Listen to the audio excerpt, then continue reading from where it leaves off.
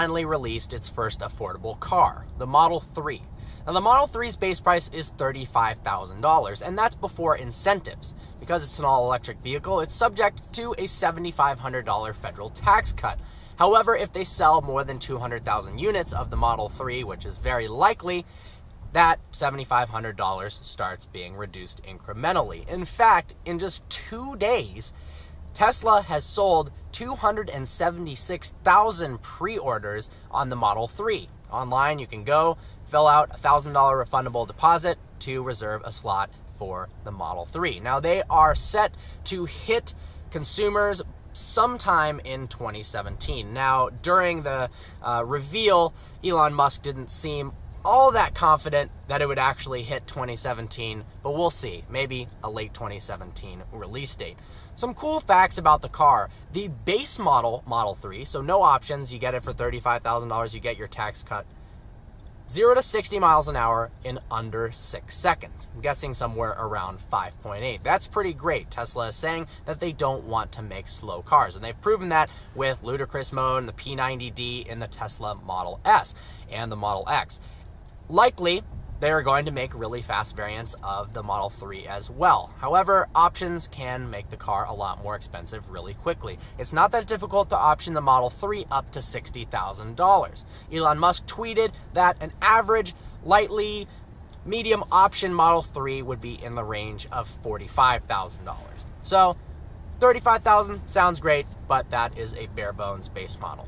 Now, Tesla focuses on safety. Because of its lower center of gravity, because of the aluminum crumple zones that they have, they are able to get really good crash ratings, having those really compact, sturdy batteries at the base of the car, an all aluminum chassis, and then having front and rear sections, which they can have aluminum that can crush to absorb the impact, means it can get a higher safety rating than a lot of other vehicles that have a large engine in the front and less space to have crumple zones. 5-star crash test ratings all around, not an average, but in every single category. Because it's a fully electric vehicle, that allows some cabin changes in the interior. Elon Musk is saying that it's going to have the largest amount of room in the inside of any car in its class. In part, that's because since there is no engine, you can push the dash forward, and you can shrink it down widthwise, move the front occupants forward as well, closer to the front of the vehicle, and that gives more legroom to the rear occupants. They're also going to have a full one-piece glass panoramic for the rear, which allows more headroom as well in the back. Now, there are some styling differences from your typical ICE car, internal combustion engine. Notably, there are no grills. Normally, you'd have to have some cooling, ram air into the engine to help it run smoothly, but with an electric vehicle, you don't have that. So there's no grills at all in the front, which at first look looks a little bit strange, but it's actually grown on me, and especially it looks nicer in the Model 3 having all one color than it does with the two-piece black insert for the Model S. You've got new wheel options, which look fantastic. The updated LED front headlights look great as well. Overall, the vehicle looks like a smaller, sleeker Model S, which is not a bad thing whatsoever. Apparently, the Model 3 has been Elon Musk and Tesla's goal all along, starting with the Roadster, very limited production, to show that you could make a fast electric vehicle, 0 to 60 in 3.8 seconds, taking a Lotus, proving that an electric powertrain can be effective. Then they moved on to the Model S, proving that it could be a 4-seater, a practical vehicle, and be fast, and not look like a cheese wedge like the Prius.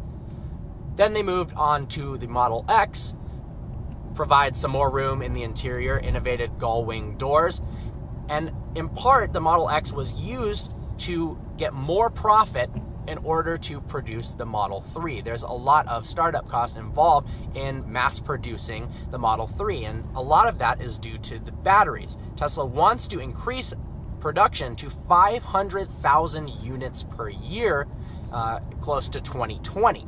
The Gigafactory is going to play an enormous role in Tesla hitting their target of 500,000 vehicles per year by 2020. It's going to be fully operational at that year and produce the same amount of lithium-ion batteries as the entire world's production, with all the factories combined. It's going to be a building that has the footprint that's the largest of any building ever created. And the volume is actually the second largest of any building ever created. So clearly, Tesla likes to go big or go home. They've pioneered one of the fastest first electric vehicles, one of the best-selling all-around sedans, and now they've made it cheap to compete with the Chevy Bolt, the Chevy Volt, the Prius. I'm really excited to see where it goes, and absolutely, it is going to be an extremely competitive vehicle in both the base model and whenever they come out with the P93. Hope you found this video informative. Like always, please browse our channel and subscribe. Look forward to seeing you next video.